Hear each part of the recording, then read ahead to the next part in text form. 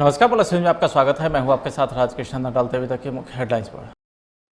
Bihar MLC चुनाव में राज्यसभा के उपसभापति हरिवंश सिंह, बिहार के सीएम नीतीश कुमार, उद्योग मंत्री सैयद शहनवाज हुसैन ने मतदान किया। मतदान से पहले चिराग पासवान के एमएलसी प्रत्याशी पर हुआ जानलेवा हमला। पटना में बढ़ते अपराध के खिलाफ सड़क पर उतरे लोग, व्यवसायी वर्ग में सरकार के प्रति गहरा आक्रोश।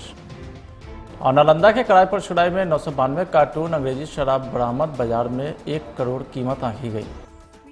अब खबरें विस्तार से। बिहार में विधान परिषद की 24 सीटों के लिए मतदान संपन्न हो गया है। मतदान में अलग अलग नज़ारा देखने को भी मिला है। राज्यसभा के उपसभापति हरिवंश सिंह ने भी मतदान किया।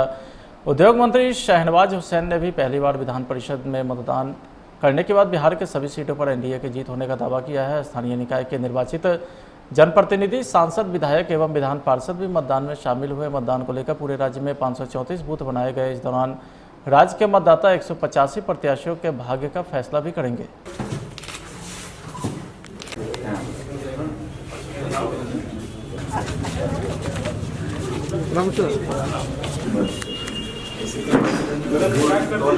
दो नंबर पे कैसे लिखना है।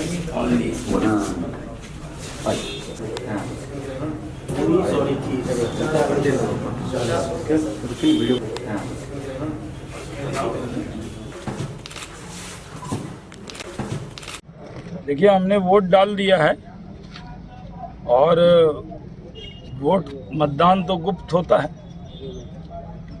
और ये भी हमें मालूम है कि पूरे बिहार में एक तरफा नतीजा हम लोगों के पक्ष में आएगा। इसमें कोई शक की गुंजाइश नहीं है। इसी चुनाव में ऐसे हमने विधानसभा, लोकसभा में तो बहुत बार वोट डाला है और उसमें मोहर होता है और बाद में तो ईवीएम आ गया। लेकिन एमएलसी के चुनाव में हमने पहली बार वोट डाला है और हम सबको उम्मीद है कि हम लोगों के गठबंधन कुछ प्रत्याशियों का आरोप है कि धन बल और बाहुबल का प्रयोग किया जा रहा है। कहीं दिख रहा है आपको धन बल बाहुबल? यहाँ तो निष्पक्ष चुनाव है। रही है बीजेपी की प्रतिष्ठा दांव पर लगी है क्योंकि सबसे ज्यादा पिछले बार सीटें थी जो बीजेपी की ही सीटें थी। तो हम तो सब जीत जाएंगे, एनडीए पूरा जीत जाएगा, कहीं कोई दिक्कत नहीं है। लोकसभा का रिजल्ट जैसे हुआ था ना 40 में 39, इस बार 24 में 24 जीतेगा। और बाई इलेक्शन के पहले नहीं हुआ, औंधे मुँह गिर गया था ना विपक्ष, वही गिरने वाला है। कहीं कोई इफ बट का कोई सवाल ही नहीं उठता है। पटना से लेके 24 जगह पर एनडीए अलायंस भारी मतों से जीतने वाला है, इसमें कहीं दो मत नहीं। अच्छा, मुद्दा क्या नजर आ रहा है? क्या मुद्दा? विकास के लिए ये तो सबसे बड़ी बात यह है कि चुना हुआ प्रतिनिधि चुनेगा। अब मैं बताऊं, पहले आप पूछिए, चाहे वो नगर परिषद हो, नगर निगम हो, या नगर पंचायत हो या पंचायत हो, एनडीए की सरकार जब आई, भारत के माननीय यशस्वी प्रधानमंत्री नरेंद्र मोदी जी जब आए, तो पता कीजिए वो मुखिया से, पता कीजिए वो काउंसलर से, पता कीजिए नगर पंचायत के अन्य दूसरे लोगों से कि कितना इजाफा हो गया धन में। जहां पहले 5 से, मैं तो पुराना मेंबर हूं, मुझे तो सब पता है, हर सरकार को मैंने देखा है, बहुत सारी सरकारों को देखा है। तो पहले 5 से 7 लाख रुपया एक पंचायत में एक वित्तीय वर्ष में आता था, वो बढ़कर 1 करोड़ रुपया हो गया। और नगर निगम में भी यही है, नगर पंचायत में वही है, नगर परिषद में यही है। तो ये तो मैं छोटा सा एग्जाम्पल दिया, से अनेक ताकत दिया एनडीए सरकार ने। पंचायतों में काम करने वाले जो लोग हैं, जो नीचे स्तर पर, जिनका हम तो काउंसलर भी रहे हैं ना, हमको तो पता है ना सब कुछ, तो ताकत भी दिया। तो इसलिए मैं समझता हूँ कि जिसने ताकत दिया, जिसने विकास दिया, वो जनप्रतिनिधि अपने उसी प्रतिनिधि को चुनेगा जो जाकर के आपके विकास में सहायक भूमिका अदा करने का काम करे। ये माना जाता है कि चुनाव में धनबल बाहुबल का प्रयोग बहुत ज्यादा होता है। कौन? धनबल और बाहुबल का प्रयोग इस चुनाव में बहुत ज्यादा होता है। वो तो नहीं पता है। अब देखिए क्या होता है। बिहार के मुख्यमंत्री नीतीश कुमार ने कहा है कि हम एक विधान पार्षद हैं, ऐसे में हम इस चुनाव में वोटर हैं, लिहाजा वोट देने आए हैं। जो भी वोटर हैं उन्हें तो वोट देना ही चाहिए। बिहार में बढ़ रही आपराधिक घटनाओं पर भी सीएम नीतीश कुमार ने चुप्पी तोड़ी। जिनका भी नाम इसमें शामिल होता है तो एक में शामिल है, इसलिए हम मतदान देने के लिए आ गए। सर एक बात है सर राष्ट्रसभा के विषय को लेकर सर बात हो रही है सर, आपने भी इच्छा जाहिर की है सर, राष्ट्रसभा से जा रहे हैं, कंफ्यूजन है ये बात। ऐसे ही कुछ भी छपते रहता, हम भी देख करके आश्चर्यचकित रहते हैं। कुछ भी ऐसा कुछ नहीं है सर जीत को लेकर सर जीत को लेकर सर जीत को लेकर सर कितने आश्वस्त है? 24 सीटों पर सर चुनाव हो रहा है सर, विपक्ष भी कह रही है बहुत। तो मतदाताओं के ऊपर निर्भर होता है। उम्मीद है कि एनडीए को पूरे तौर पर विजयी बनाएंगे, यही हम लोगों की उम्मीद है। ठीक सर, बोचहा पे सर उपचुनाव है सर, क्या मुख्यमंत्री जी का कार्यक्रम सर कुछ निर्धारित हो रहा है सर? चुनाव प्रचार में जाएंगे सर 10 तारीख को जाएंगे। 10 तारीख को सर। ठीक। रविवार को देर शाम लोजपा समर्थित एमएलसी प्रत्याशी छतरी यादव पर जानलेवा हमला की घटना सामने आई है।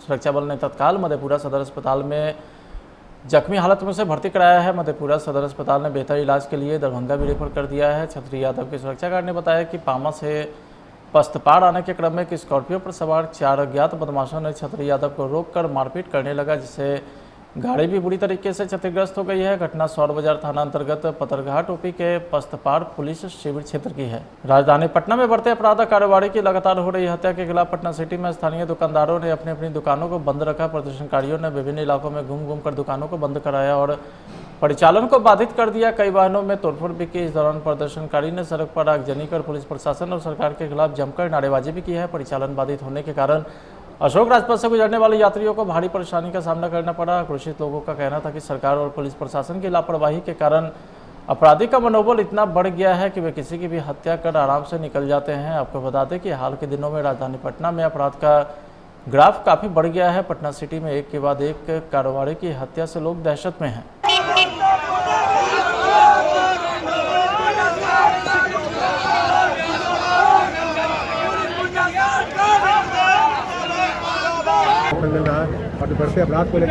देखिए, ये महागठबंधन का बंदी कहने को है, ये आम जनता की बंदी है, सिटी के जनता की बंदी है। सिटी के जो व्यापारी वर्ग हैं जो लगातार हत्या के शिकार हो रहे हैं, लगातार उनका मर्डर कराया जा रहा है, किया जा रहा है, राजनीतिक रूप से संरक्षण प्राप्त अपराधियों के द्वारा कराया जा रहा है, उसके खिलाफ सारे पटना साहिब के लोग गोलबंद हैं और उसके विरोध में बंद किए हैं और खुद से बंद किए। यह स्वतः स्फूर्त बंद माना जाएगा।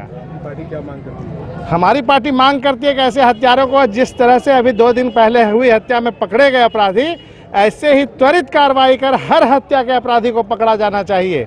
चाहे वो दानापुर के दीपक मेहता का हत्या हो, चाहे वो सिटी के किसी का हत्या हो, हर किसी की हत्या के लिए ये पहाड़ी के जो पहाड़ी योद्धा है अपना सिरचंद के भाई की हत्या हो, संदीप चंद्रवंशी की हत्या हो, प्रमोद बागला हो, उन सब की हत्या के लिए एक आदमी, अगर कोई एक व्यक्ति जिम्मेदार है तो वो यहाँ के मुखिया जो हैं प्रदेश के, वो जिम्मेवार हैं। आश्चर्य तो यह लगता है कि जो बात आज हम कर रहे हैं, आवाम कर रहा है, स्थानीय जनप्रतिनिधि उस पर एक शब्द बोलना भी मुनासिब नहीं समझते, उसके प्रति सांत्वना भी व्यक्त नहीं करते। यह सबसे दुर्भाग्यपूर्ण है।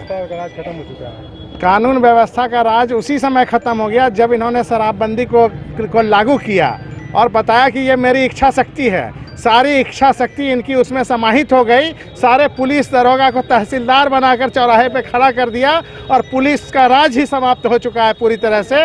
और ये सिर्फ और सिर्फ दिखावे का राज रह गया है। वो खुद स्वयं मुख्यमंत्री कहते हैं कि देखिए कब मुक्ति मिलती है। उनका यह कहना अपने आप में सब कुछ कह जाता है बिहार के बारे में, कि बिहार किस हालात में है। शराबबंदी को लेकर उन्होंने हेलीकॉप्टर से लगातार छापेमारी कर रहे हैं। हत्या हो रही है, आप उसको नियंत्रण नहीं कर पा रहे। वही तो बोले, शराबबंदी लागू करते ही इनका सारा इच्छा शक्ति समाहित हो गया शराबबंदी में। ये हत्या जो हो रही है उसके और कोई ध्यान ही नहीं है। जो सुशासन का बात हमेशा करने वाली सरकार थी, वो सिर्फ शराबबंदी की बात करती है और ब्लैक में शराब बेचने में तल्लीन रहती। तो वहीं पटना सिटी बंद का जाप पार्टी भी समर्थन दिया है। जन अधिकार पार्टी ने पूर्ण समर्थन दिया है। जन अधिकार पार्टी बिहार की जर्जर कानून व्यवस्था के खिलाफ जाप सुप्रीमो पप्पू यादव ने रोज लड़ाई लड़ रहे, आगे भी वो संघर्ष करते रहेंगे। मेरे लिए मेरे माँ की तरह सिटी है। मैं पहले भी कह चुका हूँ, पटना है, पट्टा बारूद के ढेर पर है। अपराधियों को शूट एंड साइड करना चाहिए, फिनिश करना चाहिए और शमशान में उसकी जगह, उसका जगह जेल में नहीं। अभी तक प्रशासन तक कार्रवाई नहीं हुई। सर, प्रशासन की जांच अवश्य होनी चाहिए। मैं एसपी साहब से बात किया हूँ कि इसकी भूमिका, प्रशासन की भूमिका तलाशिए।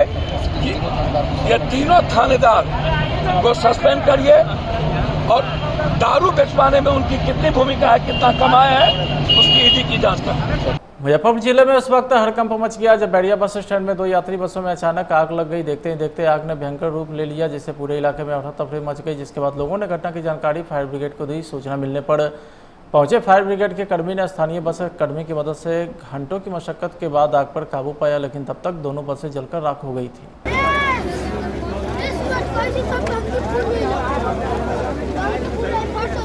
से आग लगी है, ठीक है। 2 बड़ा यूनिट और 1 छोटा यूनिट, कुल मिलाकर 3 यूनिट गाड़ी के माध्यम से आग पर पूर्ण रूप से काबू पा लिया गया है। कितनी गाड़ियों में आग लगी थी? 2 गाड़ी में आग लगी है जी।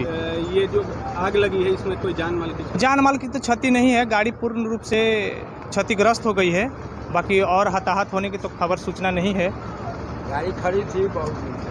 कितने घंटे लगे हैं इसको बुझाने? इसमें लमसम 1.5 घंटा तो लगा ही होगा। खड़ी गाड़ी में आग लगी है। कुछ साजिश वगैरह भी दिख रहा है? ये तो अब आगे की प्रक्रिया है। बिहार में बेहतर हेल्थ सिस्टम बनाने में सरकार के साथ साथ निजी अस्पताल भी महत्वपूर्ण भूमिका निभा रहे हैं। राजधानी पटना के राजीव नगर स्थित बालाजी विष्णु मंदिर कैंपस में रेनबो इमरजेंसी हॉस्पिटल के द्वारा मुफ्त स्वास्थ्य जांच शिविर का आयोजन किया गया है। डॉक्टर सुनील रंजन, डॉक्टर आफाक अहमद, डॉक्टर अजय कुमार, अनिल कुमार, विवेक कुमार, रंजन, ज्योति कुमारी और अन्य स्वास्थ्य कर्मी ने निःशुल्क लोगों के स्वास्थ्य की जांच की, जिसका कॉलोनी के सैकड़ों लोगों ने लाभ भी उठाया है। अस्पताल के डॉक्टर का कहना है कि प्रदेश के ज़्यादा से ज़्यादा लोगों को स्वास्थ्य लाभ सुनिश्चित कराने के लिए वे प्रतिबद्ध है। अक्सर लोग छोटी मोटी बीमारी को नज़रअंदाज कर जाते हैं, जिसका उन्हें खामियाजा बाद में भुगतना पड़ता है। इसी कड़ी में यह हेल्थ चेकअप कैंप का आयोजन किया गया है। पेश है एक रिपोर्ट। शरीर हमारा कितना स्वस्थ है ये बहुत इम्पॉर्टेंट है, क्योंकि आज के भाग दौड़ जो बड़ी ज़िंदगी में अपने लोग शरीर को चेकअप नहीं करवाते हैं, मेंटेनेंस नहीं रखते हैं और जो जंक फूड होता है उसका इस्तेमाल करते हैं। फिलहाल हम आपको बता दें, आज यहाँ पे फ्री हेल्थ चेकअप केयर का आयोजन किया गया है। यहाँ पे देख सकते हैं जो तमाम मेडिकल के लोग हैं वो आके बैठे हैं और यहाँ पे किस किस चीज़ों का जो है वो चेकअप किया जाता है। आपको बता दें, यहाँ पे रेनबो जो हॉस्पिटल है वो फ्री में मेडिकल चेकअप कर रहा है जगह जगह पे जाके, ताकि क्या लोग हैं, क्या लोगों की परेशानी है, किस तरीके का दिक्कत है। यहाँ पे देख सकते हैं बीपी हो रहा है चेक, शुगर चेक हो रहा है और कई सारे चीज़ है जो चेक हो रहा है। यहाँ पर फिलहाल एक अंकल चेक करवाएं। क्या अंकल जी, क्या चेक करवाएं अभी आप? क्या चेक करवाएं अभी यहाँ पे? अभी बीपी चेक करवाया। अच्छा, क्या उन्होंने बताया कि बीपी बढ़ा हुआ है, तो दवा हम लेते हैं। दोपहर का दवा इधर आने से नहीं लिए थे, दवा लेंगे फिर आ जाएगा, देखते हैं। तो बिल्कुल यहाँ पे बीपी चेक करवाए थे, बीपी बढ़ा हुआ है, दवा लेते थे, फिलहाल दवा लेंगे तो फिर से नॉर्मल हो जाएगा। यहाँ पर काफ़ी लोग हैं जो बीपी चेक करवा रहे हैं। फिर कैंप चेकअप लगाया गया था, आप भी यहाँ पे आए हैं, क्या कुछ सुविधा मिला और किस तरीके का जाँच हुआ? सुविधा तो बहुत मिला। यही जांच के हम लोग को बाहर में बहुत ज़्यादा पैसा लग जाता है, हमको फ्री सेवा मिल गया और जो भी बीमारी है वो लिख दिए, हम जाकर इसको जांच करवाएंगे। क्या क्या बीमारी था? जो हमको गठिया की शिकायत है, गले की शिकायत है, सर में दर्द है, ये सब के लिए इसी की बहुत ज़्यादा दिक्कत है। क्या बताएं? बोले कि जो दवा है दवा खाइए और जो जांच लिखे हैं जांच करवाइए। संतुष्ट है? संतुष्ट है। बिना संतुष्ट के नवरात्र करते हुए बार में यहाँ आए हैं, बिना संतुष्ट के लिए आए हैं। जो बीपी चेक करवा रहे हैं फिलहाल यहाँ रेनबो जो हॉस्पिटल है उसका टीम यहाँ पे बैठा। अगर आप यहाँ पे चेकअप करवा लेते हैं और यहाँ पे आपको एक कार्ड दिया जा रहा है, बेसिकली इस कार्ड का क्या फंक्शन है, किस तरीके से यह कार्ड काम करेगा, लिखा हुआ है रेनबो हॉस्पिटल। यहाँ पे जो कार्ड दे रहे हैं उनसे जुड़ते हैं, जानते हैं। भैया यहाँ पे आप लोग कार्ड दे रहे हैं, इस कार्ड का भी कोई मकसद है, कोई उद्देश्य है? ये मेन उद्देश्य इसका ये है कि अगर यहाँ पे आज का डेट डाला जाता है और डेट डालने के बाद अगर ये 15 दिन तक हमारे हॉस्पिटल में आते हैं तो फ्री चेकअप उनको किया जाएगा, फ्री ओपीडी चार्ज। क्या क्या सेवा देते हैं आप लोग हॉस्पिटल में? हमारे हॉस्पिटल में 24/7 डेज इमरजेंसी सर्विस है, फ्री एम्बुलेंस और सभी प्रकार के आधुनिक ऑपरेशन और इक्विपमेंट वहाँ पे है, जो हम लोग लेप्रोस्कोपिक द्वारा अपेंडिक्स का, जीबी का, हर्निया का, बहुत सारे ऐसे जो ऑपरेशन हैं जो हम लोग लेप्रोस्कोपिक मशीन के ज़रिए करते हैं। और बहुत सारा न्यूरो का, डायलिसिस का सुविधा है, अल्ट्रासाउंड का सुविधा है, सीटी स्कैन का सुविधा है, और उसके बाद फिर NICU है, ये वगैरह सारा फैसिलिटी है। यानी पूरा हॉस्पिटल में एक बार अंदर आ जाने के बाद आपको किसी भी चीज़ के लिए बाहर जाने की ज़रूरत नहीं है। अपना फार्मेसी, कैशलेस सुविधा और बहुत सारे कंपनी से हमारा हॉस्पिटल टाई अप है। और 15 दिन के अंदर अगर आप जाते हैं रेनबो हॉस्पिटल में तो वहाँ पे जो तमाम ट्रीटमेंट है, जो चेकअप है, वो आपको फ्री मिलेगा। बिहार से लगने वाले अंतर्राज्यीय सीमा पर सख्ती के बावजूद अवैध शराब का धंधा करने वाले तस्कर अपने कारनामों से बाज नहीं आ रहे हैं। नित्य दिन नए तरीकों का इस्तेमाल कर शराब की खेप बिहार में ला रहे हैं। ताजा मामला कराई पर चुराई थाना क्षेत्र का है, जहां गश्ती के दौरान अंग्रेजी शराब लोड कंटेनर को पुलिस ने जब्त किया है। कंटेनर से कुल 992 कार्टून अंग्रेजी शराब बरामद की गई, जिसकी अनुमानित कीमत करीब 1 करोड़ बताई जाती है। रोहतास जिला से आए हुए एक दिव्यांग शिक्षक जो अपनी समस्या को बताता है और रोहतास जिले के जिला शिक्षा पदाधिकारी पर पैसा लेने और भ्रष्टाचार का भी आरोप लगाया है। दिव्यांग शिक्षक, जिनका नाम संजय सिंह है, वो अपने परिवार को छोड़कर पटना के सचिवालय के गेट नंबर 4 के पास अनशन पर बैठे हुए हैं। कहाँ से हैं? हम करगहर थाना रोहतास डिस्ट्रिक्ट से हैं। और मैं उत्क्रमित मध्य विद्यालय कुड़ियारी में इंग्लिश का मैं टीचर हूँ। 1 से 5 तक में क्लास 4 का मैं टीचर हूँ। और मेरा जो विकलांग कोटि के अंतर्गत 2010 में मेरी नियुक्ति हुई है और 2010 से 2016 तक मेरा वेतन भुगतान सब कुछ होता रहा। सर्विस बुक अपडेट हो गया। सरकार की सारी प्रक्रिया मैंने पूरी कर ली है। सरकार का जो भी आदेश था चुनाव से संबंधित या कोविड का प्रोटोकॉल का जितना भी था, क्वारंटाइन सेंटर में भी मैंने काम किया है। वेतन भुगतान मेरा 2 बार बाधित किया गया। दोनों बार 20-20, एक बार 20,000, एक बार 30,000 रुपया लेकर के ये जिला शिक्षा पदाधिकारी रोहतास के जो थे उन्होंने मेरा वेतन भुगतान किया। फिर वेतन भुगतान रोक दिया जाता है बार बार। हम असक्षम आदमी हैं, औरत भी विकलांग है, 3 बच्चा है, हम क्या करें। आज भी हम ऑन ड्यूटी हैं, आपको हम दिखा दिए हैं। आज भी हम CL लेकर छुट्टी लेकर आए हैं। हम अब सोच लिए हैं यही बात कि हमको मरना है बस। तो इतना गर्मी में, इतना चिलचिलाती धूप है, अगर आपको तबीयत, आपका स्वास्थ्य बिगड़ने लगे तब? बिगड़ जाए उससे क्या दिक्कत है? मरना है तो मरना है, यहाँ भी मरना है, घर पर भी मरना है। फिर आपके घर परिवार बाल बच्चे? अब जो होगा सो होगा, आपका हम क्या करेंगे। इसका दोष किसके ऊपर जाएगा? सरकार के? इसका दोष सरकार के ऊपर जाएगा, शिक्षा विभाग के ऊपर जाएगा। ये जिला शिक्षा पदाधिकारी संजीव कुमार महाघुसखोर बैठा है, इसके ऊपर जाएगा। उनसे आपको क्या दिक्कत है? उनसे दिक्कत यही है कि मैं जब भी जाता हूं तो डांट कर भगा देते हैं। कोई भी मेरा पेपर देखने के लिए तैयार नहीं होते हैं। यानी आपसे मिलने ही के लिए वो तैयारी नहीं है? मिलते हैं लेकिन कहते हैं कि जाओ, हमसे नहीं। मिल भी जाते तो आपका कोई डॉक्यूमेंट्स या कोई कागजात नहीं देखते हैं? बोलते हैं कि नीतीश कुमार से जाकर पैसा मांगो, हम नहीं देंगे। बिहार ग्रामीण चिकित्सक संयुक्त मोर्चा के द्वारा पटना के गर्दनीबाग में 1 दिवसीय धरना प्रदर्शन का आयोजन किया गया। यह धरना प्रदर्शन विभिन्न मांगों को लेकर किया गया है। पेश है एक रिपोर्ट। आप देख रहे हैं प्लस न्यूज और जैसा कि आप देख सकते हैं आज पटना के गर्दनीबाग में सैकड़ों की संख्या में चिकित्सक लोग यहाँ मौजूद हैं। बिहार ग्रामीण चिकित्सक संयुक्त मोर्चा के लोग यहाँ पर आए हुए हैं और आइए इनसे जानते हैं बिहार के हर कोने, कस्बा, जिला, शहर, गाँव से हर तरफ से ये लोग कोने कोने से यहाँ पहुँचे हैं धरना देने के लिए। क्या इनकी मांगे हैं सरकार के समक्ष, इनसे हम लोग जानते हैं। क्या नाम है सर आपका? मैं डॉक्टर जितेंद्र नाथ मौर्य। क्या मामला है जो आप लोग धरना दे रहे हैं? मामला तो बहुत गंभीर है। भारत के स्वास्थ्य व्यवस्था में बिहार एक ऐसा प्रदेश है जिसमें यहाँ के रूरल मेडिकल प्रैक्टिशनर, जिसको सरकार के भाषा में ग्रामीण चिकित्सक कहते हैं, इनकी अनदेखी नहीं की जा सकती है। इसको लेकर सरकार ने बिहार के अस्मिता के सवाल पर इस प्रदेश के हजारों ग्रामीण चिकित्सकों को ट्रेनिंग कराया, जिसमें लगभग 21,000 लोग सन 2014 के फर्स्ट बैच में लोग उत्तीर्ण हुए और सेकेंड, थर्ड, फोर्थ जो बैच 2015, 16, 17, 18 में होनी चाहिए पढ़ाई, उनकी पढ़ाई लंबित है। तो हम सरकार से, मेरा डिमांड है कि लगभग 21,000 पास लोगों के संबंध में सरकार यथाशीघ्र रेगुलेटरी बनाए।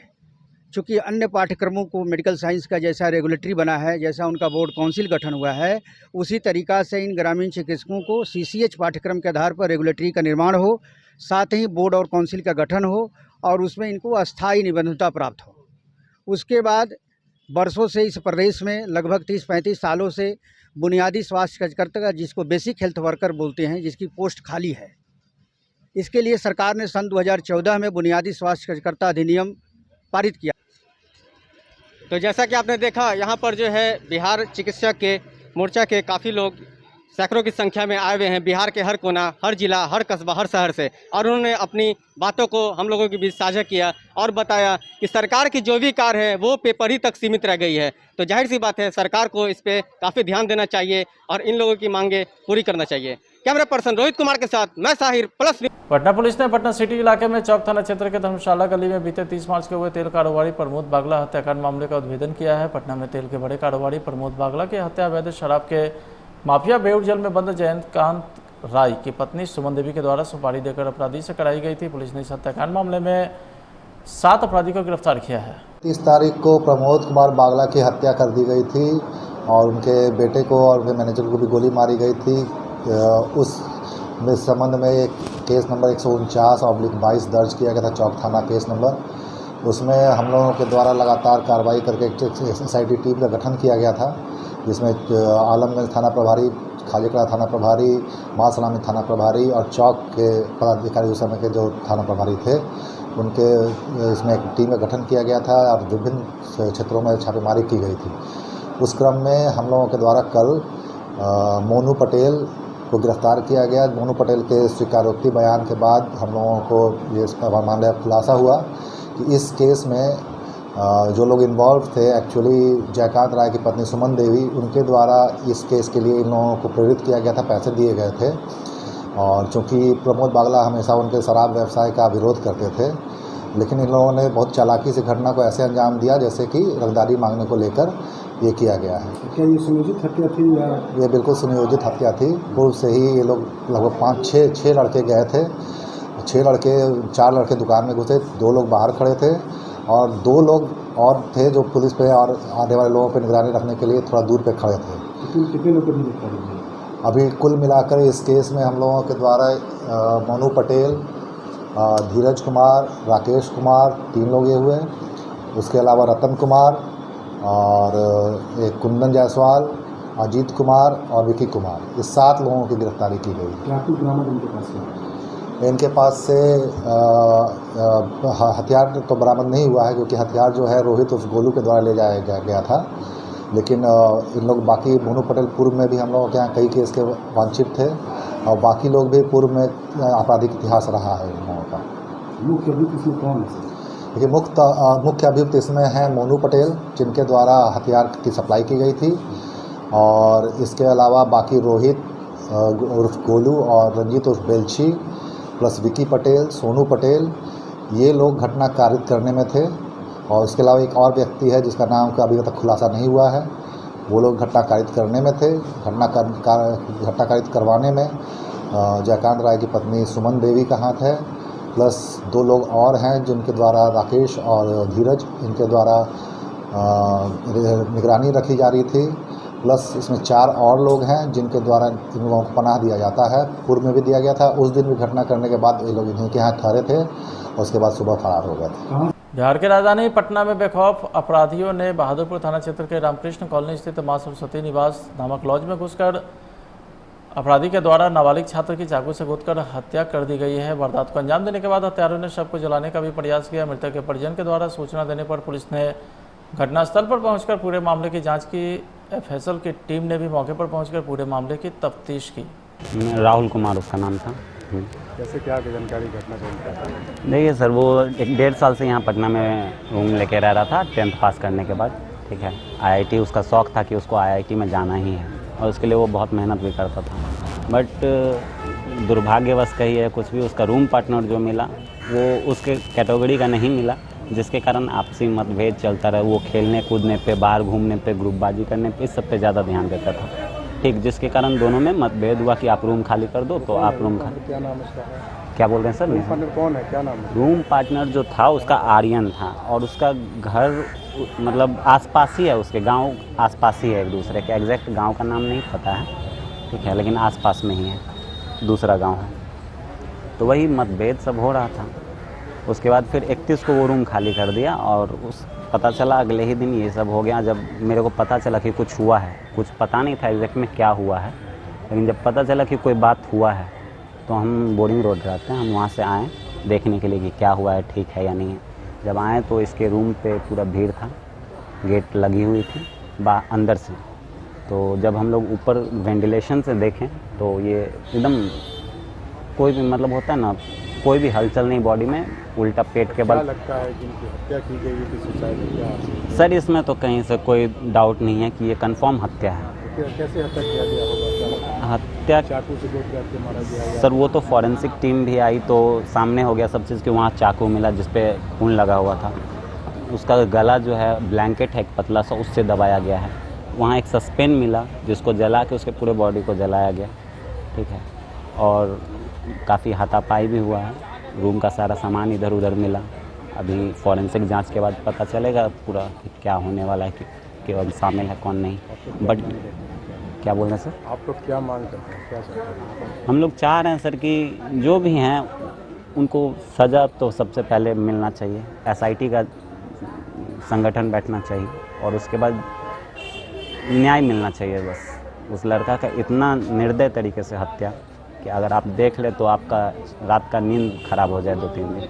क्या नाम है आपका? मेरा नाम सुजीत कुमार है। कौन है? हम उसके मामा हुए। बड़ी खबर भोजपुर से है, जहां विधान परिषद चुनाव के लिए जारी मतदान के दौरान बूथों के निरीक्षण पर निकले पदाधिकारी से बड़ी स्कॉर्पियो पुल से नीचे गिर गई। घटना के बाद मौके पर अफरा तफरी मच गई। हादसे में स्कॉर्पियो सवार जिला बाल सर्वेक्षण पदाधिकारी विनोद कुमार ठाकुर, बीडो थाना अध्यक्ष रामविलास प्रसाद समेत 3 लोग गंभीर रूप से जख्मी हो गए हैं। हादसा तरारी थाना क्षेत्र के तरारी कुरकुरी नहर रोड बंदवा पुल पर है। बताया जा रहा है कि सभी अधिकारी चुनाव कार्य में लगे हुए थे। सॉरी नहीं ध्यान दिया। एक्सीडेंट और कैसे आप लोगों ने हैंडल किया? ये एक्सीडेंट हुआ तो ये लोग वहाँ तरारी प्राथमिक स्वास्थ्य केंद्र पे आए और हम इन लोगों को देखे इनका सर काफ़ी फटा हुआ था, तो नर्सिंग स्टाफ से हम टाँका उका लगाए और फिर उसके बाद यहाँ डॉक्टर साहब से सदर में बात मतलब फोन पर होते रह रही थी। कितने लोग जख्मी हैं? जख्मी टोटल 3 लोग हैं। कौन कौन थे? एक कोई पुलिस स्टाफ थे, 2 लोग पुलिस स्टाफ थे। उन लोगों का हालत क्या है? एक लोग जो पुलिस स्टाफ थे उनका हाथ टूट गया, हैंड ये फ्रैक्चर हो गया और एक लोगों का थोड़ा सा बस फटा है और इन्हीं का सबसे मैंने ज़्यादा गंभीर लग रहा है। इनका हेड में मतलब पूरा फट गया है। घटना कहाँ पर हुई थी? बंदवा एक गांव है तरारी के बगल में, वहीं एक पुल है, उसी पुल पर से गाड़ी पलट गई।